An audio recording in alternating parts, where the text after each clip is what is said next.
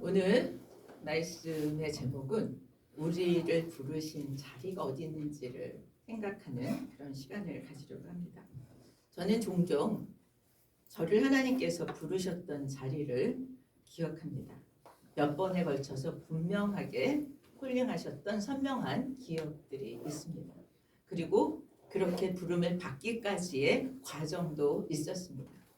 저희 가정은 참 특별하게 예수님을 믿게 되었던 가족이라고 생각되었습니다. 저희 가정은 매우 유교적이고 전통적인 가정이었기 때문에 복음을 들을 기회가 별로 없었습니다. 그래서 그런지 하나님은 우리 형제들 중에 여러 명은 미션 스쿨을 다니게 하셨습니다. 그 미션 스쿨을 다니고 성장하면서 각자 교회에 다녀야 되겠다는 그러한 영적인 갈급함을 갖게 되고, 그래서 각자 자기가 나름대로의 교회 생활을 시작하였습니다.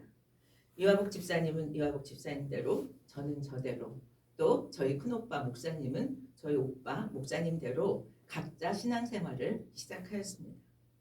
그런데 처음부터 크게 은혜를 받았던 이화복 집사님이 우리들을 다 집으로 불러 모으기 시작했습니다.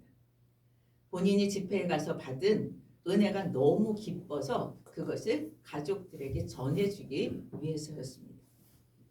이 놀라운 일을 나만 경험할 것이 아니라 우리 사랑하는 가족들이, 형제들이 경험해야 한다는 것이었습니다. 그 기쁨에 차서 전해주지 않고는 견딜 수 없어 하는 모습이 오늘 빌립이 나다나엘을 찾아가는 모습이 아닐까 하는 생각을 하게 됩니다.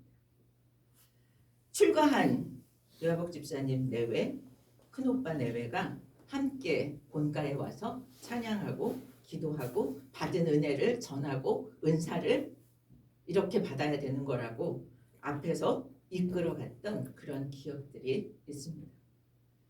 성경에서는 예수님을 만난 사람들이 어떻게 하고 있는지, 또 제가 한 경험은 이런 경험이었는데 우리 같이 살펴보면서 그렇다면 우리는 예수를 만난 우리는 지금 어떻게 해야 되는지를 생각해보는 시간이 되었으면 좋겠습니다. 오늘 본문은 예수님의 공생애 동안에 함께 사역했던 제자들을 부르시고 그에 따른 제자들의 반응이 나오고 있습니다. 예수님은 제자들을 어디서 어떻게 부르셨는지, 그리고 제자들은 어떻게 반응했는지를 살펴보면서 우리의 부르심은 어디였는지, 또 어떻게 그 부르심이 이루어졌고 어떻게 나는 반응했는지, 혹은 어떻게 내가 반응하는 것이 합당한지를 생각하면 좋겠다는 생각입니다. 오늘 본문의 말씀은 예수님께서 유대 땅에서 세례 요한의 세례를 받으시죠. 그리고 세례 요한과 하나님으로부터 메시아로서의 인증을 받습니다. 그리고 예수님의 공생애가 갈릴리에서 대부분 그 사역을 하게 되는데, 그 사역을 하러 갈릴리로 떠나시기 직전에 제자를 부르시는 장면에 이어서 빌립을 부르시고 빌립이 나다나엘을 부르는 그런 장면이 나오고 있습니다. 공관복음이라고 하는 마태, 마가, 누가복음, 같은 관점을 가지고 쓰였다고 그래서 공관복음이라고 얘기하는데, 이 공관복음에서는 예수님의 제자, 수제자라고 하는 4명의 제자들, 베드로와 안드레와 요한과 야고보를 갈릴리 바닷가에서 불렀다라고 기록하고 있는데, 오늘 요한복음에서는 안드레와 요한과 베드로는 유대 땅에서 부름을 받은 것처럼 나옵니다. 왜 이런 차이가 날까를 묵상하는 가운데 갈릴리에서 본격적인 사역을 시작하면서 이 제자로서의 부르심을 한 것으로 이해되어집니다. 이 부르심의 과정, 제자들을 부르시는 과정에는 2가지 특징이 나옵니다. 첫 번째 특징은 뭐냐면 예수를 따르게 된 제자들은 예수님이 불렀을 때 어떻게 반응했어요? 즉각적으로 반응하고 따랐습니다. 이렇게 즉각적으로 예수님을 따랐던 제자들은 거기서 멈추지 않고 즉각적으로 예수를 전해서 자기가 전한 사람을 예수께로 데리고 오는 그런 모습을 보여주고 있습니다. 우리가 예수를 만나고 그 만난 기쁨에 정말 가족들을 찾아오고 이웃을 찾아가고 친구를 찾아가서 열심히 전하는 모습이 바로 이런 모습과 겹쳐진다는 거죠. 오늘 말씀을 같이 구체적으로 생각해 보면서 예수를 믿고 따르는 자의 모습은 어때야 되는가? 내 모습이 얼만큼 근접하고 또 근접하게 가야 되는지 생각했으면 좋겠다는 것이죠. 43절에 보면 예수님이 갈릴리로 이제 사역을 본격적으로 하기 위해서 떠나기 직전에 누구를 만나요? 빌립을 보십니다. 그리고 나를 따르라 이렇게 말씀하시죠. 43절에 빌립을 만나 이르시되 나를 따르라 하셨다고 얘기해요. 빌립은 왜요? 내지는 무슨 일로 내가 따라가야 되는지 묻지 않고 곧바로 따라갑니다. 여기의 특징은 하나님이 선택한 사람은 머뭇거리지 않는다는 것입니다. 주님은 모든 사람에게 나를 따르라고 말씀하시지 않았어요. 많은 사람이 있지만 빌립에게 나를 따르라고 말씀하십니다. 하나님은 소수만 부르셨습니다. 그리고 부름받은 사람은 주님의 부르심에 응했습니다. 이것을 통해서 우리가 부름을 받고 이 자리에 나와 있음은 이미 하나님이 선택한 사람들이라는 것입니다. 믿으십니까? 부름에 바로 응답할 수 없다는 거죠. 당신이 선택한 사람들이기 때문에 부름에 응답하고 나와 있습니다. 주님께서는 당신의 사람들을 언제 택하셨을까요? 여러분 언제 부르심을 받았습니까? 언제 나를 택하셨다고 생각하십니까? 그렇습니다. 창세전에 그리스도 안에서 우리를 택하셨습니다. 그리고 우리를 사랑 안에서 그 앞에 거룩하고 흠이 없게 하시려고 기쁘신 뜻대로 우리를 예정하사 예수 그리스도로 말미암아 자기의 아들들이 되게 하셨다. 에베소 1장 4절 5절의 말씀입니다. 창세전에 그리스도 안에서 우리를 택하셨다. 그리고 우리를 어떻게 하고 싶어 하신다는 거예요? 그 앞에 거룩하고 흠이 없게 하시려고 예수님을 통해서 우리를 당신의 자녀가 되게 하셨습니다. 이미 주님께 선택된 자들이었기 때문에 예수님을 부르자마자 우리는 따라 나선 것입니다. 베드로와 안드레가 예수님을 부를 때 즉각 따라 나섰고 마태도 세관 자리에 앉아 있다가 바로 따라 나섰습니다. 지금도 옛날에도 예수님의 부르심에 반응은 두 가지입니다. 첫째는 뭐예요? 믿고 따르는 사람. 두 번째는 불신하고 거부하는 사람. 부르심에 응하고 따라오는 사람과 부르심에 응하지 않고 거부하고 따라오지 않는 사람이다. 모든 사람이 빌립처럼 믿음으로 부르심에 응하지는 않는다는 거죠. 선택된 사람들이기에 부르심에 응하고 있음을 기억하면서 우리는 부르심에 응답하고 따르는 사람임에 확신하시고 그에 합당하게 반응할 수 있기를 예수 그리스도의 이름으로 축복합니다. 빌립이 어떤 이유 때문에 예수님을 따랐다고 설명이 나오지 않아요. 불렀으니까 따랐다고 이야기합니다. 그런데 여기 되게 재밌는 얘기가 나와요. 44절을 한번 보세요. 빌립은 안드레와 베드로와 한 동네 벳세다 사람이에요. 결국 빌립은 누구 때문에 예수님을 따라와요? 안드레와 베드로와 한 동네 살았고 그들의 예수를 믿고 따르는 모습을 보고 예수님을 따르게 되는 것입니다. 예수님의 부르심에 응답에 있어서는 증거가 필요 없었어요. 왜? 누가 증거가 됐어요? 베드로와 안드레가 증거가 되었습니다. 빌립은 관계를 통해서 베드로와 안드레와의 관계를 통해서 예수님을 알게 되었고 예수님을 믿게 되었습니다. 베드로와 안드레와 같이 살면서 그들이 예수를 믿게 되고 그 변화를 보고 그들이 제자가 되는 삶을 그들이 예수를 만나고의 삶의 기쁨을 또 그 변화를 통해서 예수님을 만났던 빌립은 거기서 멈추지 않습니다. 또 자기와 관계 있는 사람 나다나엘에게 예수님을 전하게 되어지죠. 다시 5절에 보면 나다나엘을 찾아갔다라고 얘기합니다. 나다나엘은 빌립처럼 따라오라 이러니까 따라오지 않아. 나다나엘을 찾아가서 전도한 방법이 45절에 나옵니다.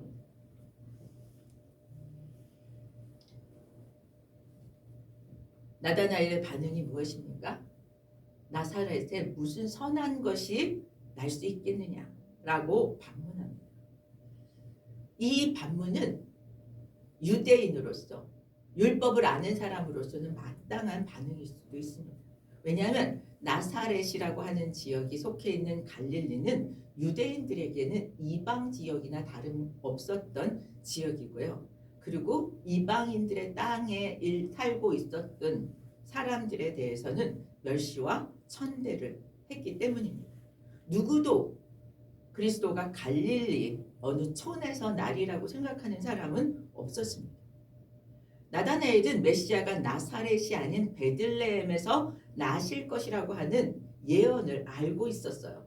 그래서 이 갈릴리에서 메시아 예수를 만날 것이라고 생각할 수 없었기 때문입니다. 아마 빌립도 예수를 만나기 전에는 나다나엘처럼 생각했을 거라고 생각되어져요. 그런데 빌립은 여기서 어떻게 합니까? 나다나엘과 그렇지 않아. 네가 알고 있는 게 틀렸어라고 얘기하지 않아요. 그렇게 하고 어떻게 얘기합니까? 46절에 나사렛에서 무슨 선한 것이 날 수 있느냐. 굉장히 복음을 전하는 사람의 입장에서는 아주 불쾌하기 짝이 없는 반응입니다. 그런데 빌립은 와서 보라 한마디입니다. 예수님에 대해서 가지고 있는 자기의 생각을 바꾼다는 것은 쉽지 않습니다. 우리가 어떤 것에 대한 선입견이나 자기가 가지고 있는 지식을 쉽게 바꾸기가 어려워요. 그런데 예수님에 대해서 사람들이 가지고 있는 고정관념은 어떻게 깨져요? 예수님을 만남으로 깨어집니다. 그러니까 빌립의 입장에선 나다나엘이 예수님을 만나는 것이 급한 거예요. 그의 생각이 틀렸다를 설명하기보다 만나면 달라질 거다라고 하는 것을 지금 이야기하고 있는 거죠. 만약에 빌립이 네 생각이 틀렸다라고 얘기한다면 논쟁과 싸움으로 시간만 낭비하고 그는 예수님을 만나지 못했을 거라는 생각을 하게 됩니다. 효과적으로 누군가에게 복음을 전하고 누군가에게 전도를 하려고 한다면 예수님께 인도하는 일, 예수님께로 데려오는 일에만 초점을 두어야 합니다. 우리가 할 수 있고 해야 하는 일은 예수님을 만날 수 있는 자리까지 이끄는 것이라는 거죠. 논쟁이나 설득으로 전도되지 않기 때문에 그렇습니다. 그래서 바울은 그렇게 많은 전도를 했음에도 불구하고 자기는 그냥 중매장에 불과하다라고 얘기하고 있어요. 우리는 어떨 때 예수님을 만납니까? 예수님에 대한 어떨 때 우리는 자유함을 느낍니까? 수고하고 짐진 자들아 다 내게로 오라. 그 말씀 예수님께로 무거운 짐들을 다 가지고 나갈 때 거기에서 자유함을 느끼고 예수님을 만나게 되어집니다. 빌립의 초대를 받고 나온 나다나엘을 예수님이 바라보면서 칭찬하죠.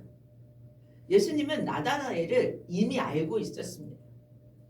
그의 겉모습뿐만 아니라 그를 만났던 외모가 아니라 그의 내면을 보시고 이야기하니까 나다나엘이 깜짝 놀랍니다.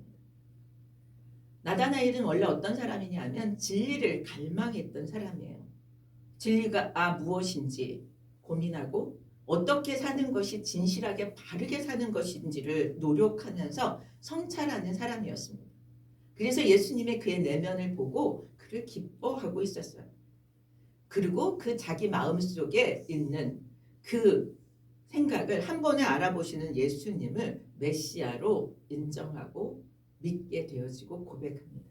랍비요, 당신은 하나님의 아들이시오. 당신은 이스라엘의 왕이시로소이다. 성경은 뭐라고 얘기하냐면요. 하나님은 사람의 심령을 감찰하시는 분이라고 얘기해요.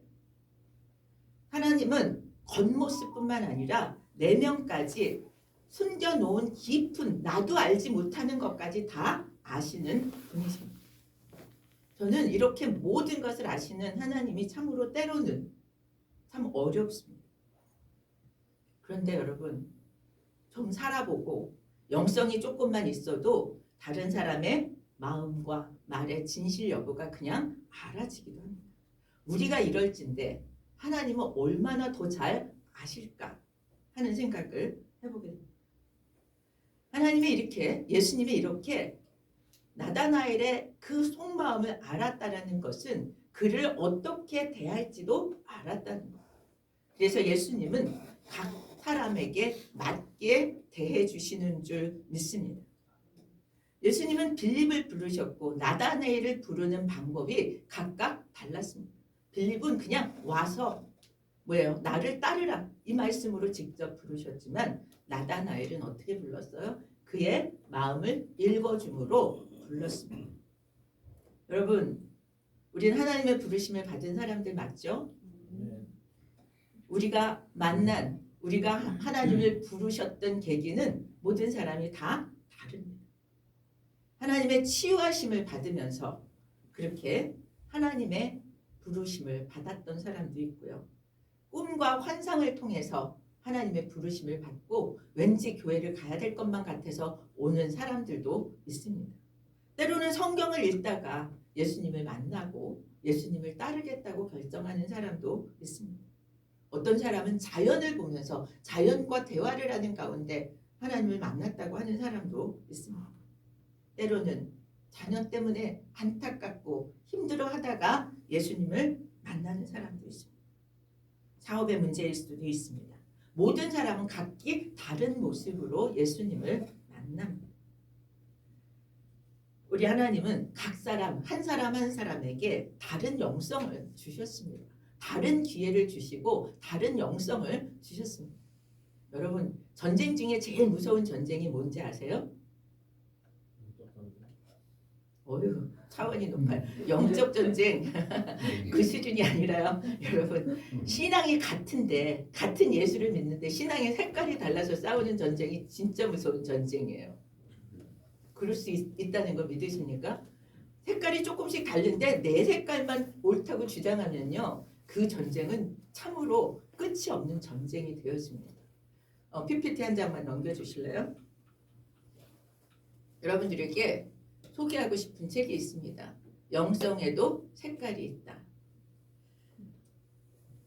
하나님을 다 믿어요. 그런데 색깔이 조금씩 다를 수 있어요. 우리는 멋있게 말합니다. 스펙트럼이 되게 넓다. 예수를 믿는데. 그렇게 얘기하지만 영적인 성향이 있어요. 자연주의 영성도 있고 감각주의도 있고 전통주의도 있고 금욕주의도 있고 행동주의도 있고 이렇게 어려운 사람을 돕는데 달려나가야지 막 이렇게 그렇게 하지 않는 사람 믿음 없다고 다 그렇게 또 뭐 비난하고 이런 사람도 있어요. 열정주의도 있고 묵상주의도 있고 지성주의도 있고 무식해가지고 예수를 못 믿는다고 성경 공부만 열심히 하는 사람들도 있어요. 이 9가지 유형의 영성은 각기 다 장단점이 있다는 거예요. 그러면서 이렇게 유형을 구별해서까지 이야기하는 것은 다 다르기 때문에 다 서로 하나로 수용해서 교회를 세워야 된다는 얘기를 하고 있습니다. 지금 아까 기도한 것과 똑같아요. 예수님은 누구보다 우리 한 사람 한 사람의 장점과 단점을 아시고 신앙의 색깔도 다 아시고 그에 맞게 다가오시는 줄 믿습니다. 그래서 다른 신앙의 동기와 색깔을 가졌다 해도 다 하나의 공동체를 아름답게 이루는데 그 영성들이 다 연합되어지기를 원합니다. 요한복음 1장에서 예수님은 베드로와 안드레, 빌립과 나다나엘을 부르시죠. 각자의 상황과 각자의 개성에 맞게 부르셨습니다. 베드로와 안드레는 자신의 예전 스승인 세례 요한의 고백을 통해서 이런 분이 없다. 이분이 정말 메시아다라고 하는 고백을 통해서 예수께로 오죠. 빌립은 뭐예요? 안드레와 베드로를 알므로써 마음이 준비되어서 예수님을 따르게 되었습니다. 나다나엘의 경우는 그가 가지고 있는 그런 고민도 이해해주고 또 너가 어떤 사람인지를 알아봐 주면서 그를 부르셨습니다. 하나님은 그들을 하나하나 다 아시기에 각자에 맞게 부르십니다. 저는 성경 공부를 하고 사람들과 상담을 하면서 똑같은 교재인데 똑같이 성경 공부가 되어지지 않고 각기 다르게 성경 공부가 되어지는, 성경의 내용이 다른 것이 아니라 사람에 맞게 성경 공부가 되어지는 것을 경험합니다. 하나님은 우리들의 체질도 아시고 마음도 아시고 반응의 속도도 다르고 모든 것을 아십니다. 그래서 그에 합당하게 우리를 부르시고 그 부르심에 응답하기를 원하십니다. 43절에 예수님께서 제자들을 부르시는 배경이 어디라고 얘기해요? 갈릴리였습니다. 갈릴리는 예수님의 공생애에 아주 중요한 사역의 대부분을 했던 지역입니다. 갈릴리는 이스라엘 땅이었지만 이방 땅으로 여겨지고 이방 사람들을 대하듯이 되었습니다. 갈릴리는 그 이스라엘의 북쪽 지역에 있으면서 외세의 침입을 받으면 그대로 정복당하는 곳이었습니다. 그래서 유대인들이 순수하게 유대인을 지킬 수 없고 혼혈이 되는 경우가 많았습니다. 그리고 그곳에서 갈릴리 호수에서 잡힌 물고기는 이스라엘의 전역으로 공급되어지고 국제 교역이 들어오는 길목이었기 때문에 그 통관세가 매우 높은 주요 수입원이 되었습니다. 그래서 이방 사람들처럼 괄시를 당했던 지역이었죠. 정치와 종교의 중심지였던 예루살렘과 많이 떨어져 있어서 갈릴리는 유대 사람들이 주목했던 곳이 아닙니다. 그런데 그곳에서 예수님은 제자들을 부르셨다는 것입니다. 48절에 보면 나다나엘이 빌립의 인도를 따라서 예수님께 오기 전에 그를 예수님이 알고 계셨다고 얘기하고 있습니다. 엄밀히 말하면 무화과 아래에 있을 때 보셨다고 그렇게 얘기합니다. 아까 얘기한 대로 무화과 나무 있을 때 보신 것이 아니라 언제부터 알고 있었던 거예요? 창세 전부터 그를 알고 계셨다고 보아야 합니다. 팔레스타인 지역의 무화과 나무의 아래 있었다는 얘기는 주로 어떤 사람들이 그곳에 있었냐 하면 율법을 앉아서 그늘에 앉아서 율법을 공부하고 또 묵상하고 했던 곳이 무화과 나무 아래였습니다. 그래서 나다나엘이 그곳에 있었다는 것은 뭐 했다는 거예요? 하나님의 말씀을 명상하고 기도했던 사람이라는 거예요. 그럼에도 불구하고 예수님께 나오게 된 것은 예수님의 부르심 때문이 아니라 빌립의 인도 때문이라고 하는 것을 우린 기억해야 합니다. 이제 오늘날에 예수를 믿게 되는 것은 예수님이 직접 부르시는 경우보다 누군가에 의해서 예수님께로 인도되어지는 경우가 훨씬 더 많습니다. 오늘 우리는 새해를 맞고 이제 중반이 지나가고 있습니다. 우리가 빌립처럼 내가 아는 나다나엘을 찾아가는 그런 부르심에 합당한 우리들이 되었으면 좋겠다는 생각을 합니다. 성경에는 범사의 기한이 있고 모든 목적이 이룰 때가 있다고 말씀합니다. 하나님의 시간표에 따라서 하나님의 부르심에 응답할 수 있는 우리들이 되었으면 좋겠습니다. 하나님께서 우리를 택하셨고 우리가 택함을 받아서 그 부르심에 응답하는 것은 우리가 그 부르심의 그 자리에 찾아가는 것이라고 생각되었습니다. 전도하는 자나 전도를 받는 자나 하나님의 때를 놓치지 말아야 합니다. 우리의 모양대로 불러주시지만 우리를 부르신 자리는 각자의 갈릴리라고 생각되어집니다. 갈릴리는 그렇게 우대받았던 곳이 아닙니다. 그렇게 좋기만 한 곳이 아니었습니다. 오늘날 사람들은 외롭고 힘들 때, 아플 때, 억울할 때, 고민할 때, 그때 그 시점에서 우리 주님이 우리를 부르셨고 또 그 어려움을 해결해 주시고 또 주님은 우리를 그런 자들에게 갈릴리로 우리를 보내신다고 믿습니다. 저는 오늘 96장 찬양을 했습니다. 우리 96장 찬양이 뭐였죠? 예수님은 누구신가? 우는 자의 위로와 없는 자의 풍성이며 천한 자의 높음과 잡힌 자의 노임되고 우리의 기쁨 되시네. 약한 자의 강함과 눈먼 자의 빛이시며 병든 자의 고침과 죽은 자의 부활되고 우리 생명 되시네. 예수님은 온 교회의 머리와 온 세상의 구주시며 모든 왕의 왕이요 심판하실 주님 되고 우리 영광 되시네.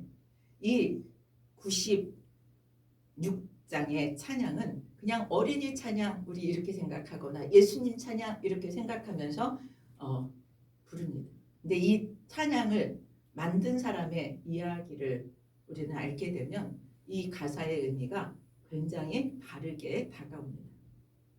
민로아 선교사라는 분입니다. 이 찬송가를 작사한 분이 민로아 밀러, 우리나라 이름으로는 민노아고요.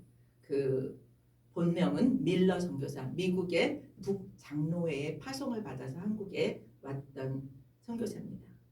청주 선교의 아버지라고 그렇게 이름되어 있습니다. PPT 좀 넘겨주실래요? 네. 청주 제일교회, 우리 집사님 청주가 고향이시죠? 청주 제일교회를 설립했던 선교사입니다.